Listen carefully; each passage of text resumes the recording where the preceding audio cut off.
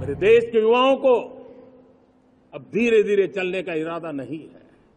मेरा देश का नौजवान इंक्रीमेंटल प्रगति में विश्वास नहीं करता। मेरा देश का नौजवान छलांग मारने के मूड में है। वो छलांग मार के नई सिद्धियों को प्राप्त करने के मूड में है। मैं कहना चाहूंगा, भारत के लिए गोल्डन एरा है। वैश्विक परिस्थितियों की तुलना में भी देखें, ये गोल्डन एरा है।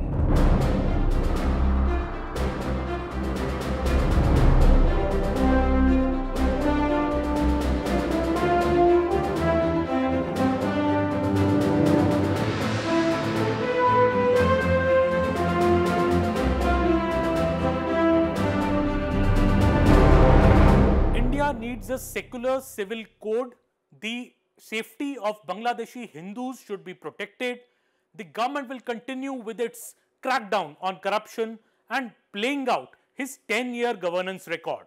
This is what Prime Minister Narendra Modi said from the ramparts of the Red Fort on August the 15th. And if we see his last all 11 addresses from the Red Fort, it's a pattern of potential, promise and prosperity. Prime Minister Narendra Modi's 11th Independence Day speech from the ramparts of the Red Fort was in line with the vision that he has shown in his earlier 10 speeches as the Prime Minister. He's all set to become the longest serving elected Prime Minister of the country by 2029, and Mr. Modi since 2014 has stressed on the potential of the people, the promise of development and the importance of national prosperity in his August 15 speeches. Each speech has also been about furthering the developmental goals and building upon the successes of the previous years while encompassing the nation's long-term interests and ensuring everyone is a stakeholder in the Indian growth story. The PM's speeches has been a report card that he shows about the achievements of his government. Let's do a deep dive in them.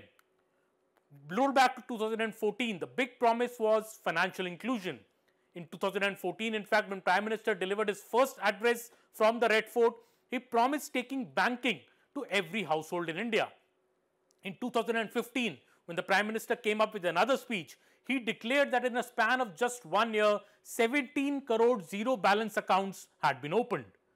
Today, a decade later, that one small step towards banking has proven to be a giant step towards financial inclusion.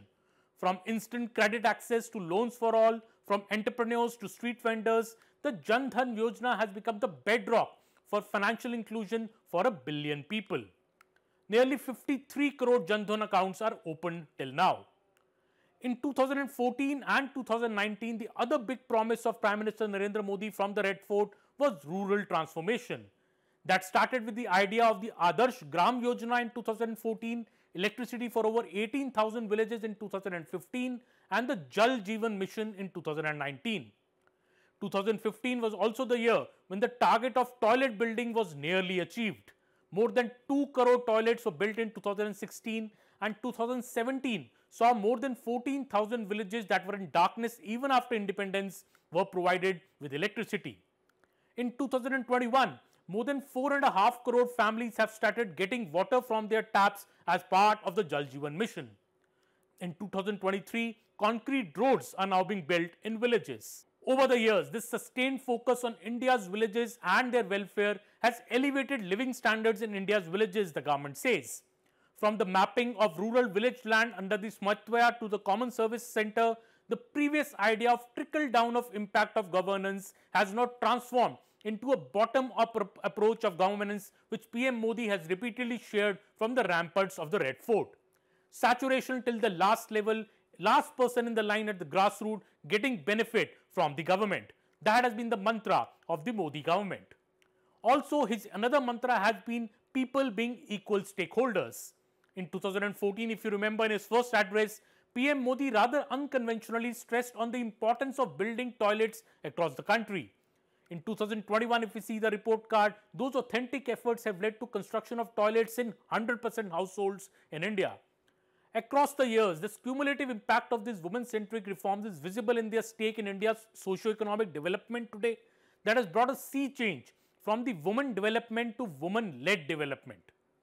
In fact, push for manufacturing was also another promise made by Prime Minister Modi in 2014 from the Red Fort, when he spoke about the importance of Make in India. If we see 2021 and 2022, the message of Atmanirbharta was reiterated during the COVID years. And today, India is not only emerging as the key destination for manufacturing, but also holds an integral position in the global supply chain. From Make in India to Atmanirbharta to PLI, the Performance Linked Incentive Scheme, the message has been of making a dash for manufacturing from India, for India, and for the world. A promise made to the nation in the darkest hours of 2020 when the Prime Minister stood before an anxious nation which was battling the first wave of the coronavirus. This year, he promised the nation a COVID vaccination drive that would begin at the earliest. And a year later in 2021 and over 50 crore doses later, the Prime Minister delivered on the promise he had made a year ago from the Red Fort. In 2022, when over 200 crore doses have been administered, the country has witnessed another instance when a promise made on August 15 from the Red Fort has been fulfilled.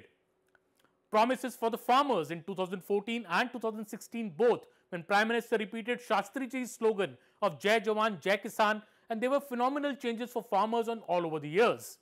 Whether it was helping them with neem-coated urea or the PM Kisan Sampada Yojana, and it's 2019 when it came about the PM Kisan Samman Nidhi scheme.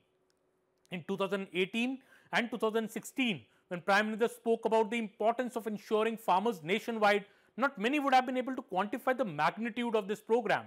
Today, 8 years later, as we stand in 2024, and after claims of more than rupees 1.5 lakh crore have been settled, the program, the government says, is a resounding success. From the farm inputs in 2014, the conversion has now been made to diversification and better market access in 2024. But that has not stopped Mr. Modi for building for tomorrow's India. The promise made in 2016 when the Prime Minister told the nation about 270 odd projects that had been stuck for over a decade and how the government was ensuring that they were completed at the earliest. Today, the Prime Minister speaks about the national infrastructure pipeline that amounts to rupees 100 lakh crore. The tectonic shift in the India's infrastructure story has been a constant theme of the August 15 address of Mr. Modi. A rising capex each year, coupled with the push for faster completion of critical projects, is a hallmark of the Modi government.